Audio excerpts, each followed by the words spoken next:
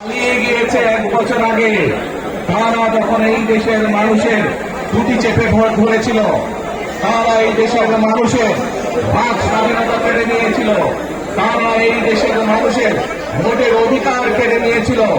তারা শুধু ভোটের অধিকার কেড়ে নিয়েই সন্তুষ্ট থাকেনি, তারা শুধু সাধারণ মানুষের কথা বলার অধিকার কেড়ে নেই সন্তুষ্ট থাকে নাই।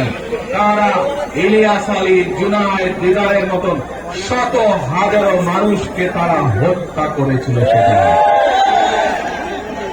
তারা বাংলাদেশের লক্ষ লক্ষ বিএনপি সহ লক্ষ লক্ষ সাধারণ মানুষকে গুম খুনের মামলা দিয়ে জর্জরিত করেছিল।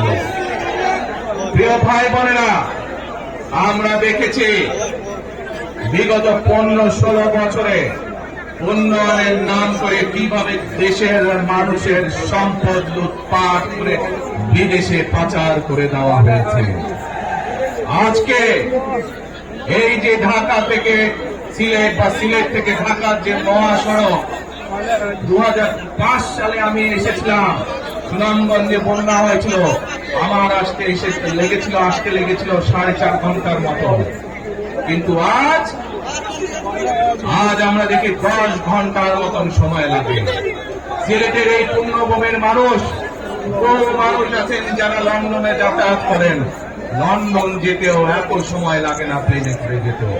এই হচ্ছে আজকে উন্নয়নের ফিরিস্তি। প্রিয় ভাই বোনেরা, গত 15-16 বছরে আমরা দেখেছি কিভাবে একের পর এক নির্বাচনে ব্যালট বাক্স ছিনতাই হয়েছে, কিভাবে আমি দামি নির্বাচন হয়েছে, কিভাবে নিশি রাতের নির্বাচন হয়েছে, এবং এই নির্বাচনগুলোর মাধ্যমে, তথাকথিত নির্বাচনের মাধ্যমে বাংলাদেশের মানুষের ভোটের অধিকার তথা রাজনৈতিক অধিকারকে কেড়ে নেওয়া হয়েছিল।